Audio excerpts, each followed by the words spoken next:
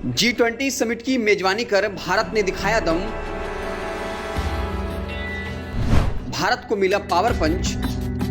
देश को हासिल हुई ये 5 चीजें। 2023 का G20 समिट हो चुका है समाप्त। 18वीं G20 समिट का नेतृत्व कर भारत ने रच दिया इतिहास। कई मुद्दों पर समूह के देशों ने लिया फैसला। G20 के जरिए चीन को भी साथ गया भारत। सफल रहा शिखर सम्मेलन।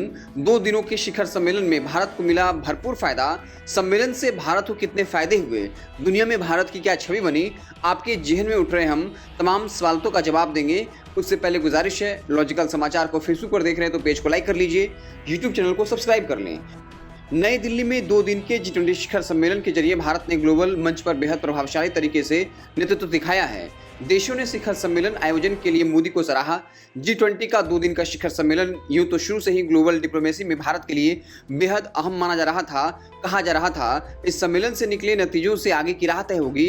अब जबकि यह आयोजन उम्मीद से ज्यादा सफल रहा, आइए जानते हैं उन 5 चीजों के बारे में जो भारत को ग्लोबल मंच पर मजबूती देगी। नंबर 1, चीन सऊदी को सिखाया सबक। इस सम्मेलन में भारत ने एक तीर से 2 निशाने साधे। बीते कुछ वर्षों में चीन ने इंफ्रास्ट्रक्चर के क्षेत्र में ग्लोबल मनमाने को कोशिश की और इसका उपयोग अपने विस्तारवादी कार्यक्रम के लिए किया है, लेकिन चीन को चेकमेट करते हुए BRI की तर्ज पर भारत ने समानांतर रूप से Bharat middle east Europe economic corridor की महत्वाकांक्षी योजना की शुरुआत करवा दी। उसी तरह तेल बाजार में ओपेक देशों की मोनोपोली को तोड़ने के लिए बायोफ्यूल अलायंस का ऐलान भी कर दिया। इन 2 पहलों का दुनिया भर में व्यापक असर होगा।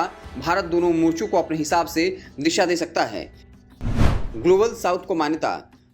प्रधानमंत्री नरेंद्र मोदी ने कुछ वर्षों से ग्लोबल साउथ यानी विकासशील और अल्प विकसित देशों को लगातार प्रमोट किया है। कुछ मौकों पर उनकी इस बात को महत्वाकांक्षा भी कहा गया। यह भी कहा गया अभी ग्लोबल साउथ का समय आने में समय लगेगा, लेकिन भारत में G20 सम्मेलन में ही साबित हो गया कि ग्लोबल साउथ का वक्त आ गया है। पूरी समिट में सैकड़ों बार उन पक्षों ने भी इस शब्द को स्वीकार किया जिन्हें पहले इस पर संदेह था। इस G20 सम्मेलन का यही सबसे बड़ा हासिल रहा। इस क्रम में भारत स्वाभाविक रूप से ग्लोबल साउथ का लीडर बनकर भी उभरा। मध्यस्थ की हैसियत मिली।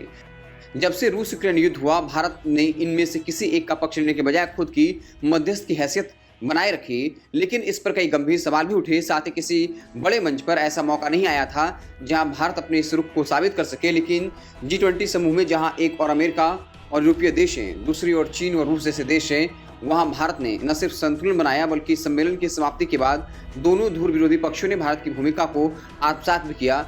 इस सम्मेलन के बाद अब भारत स्वाभाविक मध्यस्थ के रूप में स्थापित हो सकता है। मूल भाव की क्षमता बढ़ी। शिखर सम्मेलन के बाद भारत की दुनिया में मूल भाव की क्षमता बढ़ेगी। भारत ऐसे चंद देशों में है जो G20 का सदस्य होने के साथ ब्रिक्स का मेंबर भी है, क्वाड का हिस्सा भी है। इसके अलावा भारत कई अन्य ग्लोबल पहल का हिस्सा भी है। दिलचस्प बात है, इसमें कई ऐसे समूह हैं जो एक दूसरे के विरोधी माने जाते हैं। इन सभी में भारत की सक्रिय हिस्सेदारी होने से अब भारत की तोल मोल यानी बार्गेन क्षमता बढ़ सकती है। इसका लाभ बड़ी ग्लोबल डील में अपने शर्त मनवाने में मिल सकता है। जैसे रूस यूक्रेन युद्ध के समय भारत ने रूस से सस्ता तेल खरीदा। यह भारत का टाइम है। कुछ वर्षों से प्रधानमंत्री नरेंद्र मोदी की अगुवाई में भारत न सिर्फ कहता आया कि उसका टाइम आ गया, बल्कि तमाम विकासशील देशों के हितों की आवाज के रूप में भी उभरा है। उसका क्लाइमेक्स इस सम्मेलन में दिखा। साउथ अफ्रीका, ब्राजील, इंडोनेशिया जैसे देश, तमाम विकसित देशों ने के सामने न सिर्फ मजबूत बनकर उभरे बल्कि संदेश देने में सफल रहे कि अब कोई एजेंडा एक तरफा तय नहीं होगा। भारत ने बहुत ही विनम्रता से विकसित देशों को उनके लिए एक तरफा फैसला नहीं लेने का गंभीर संदेश भी दे दिया।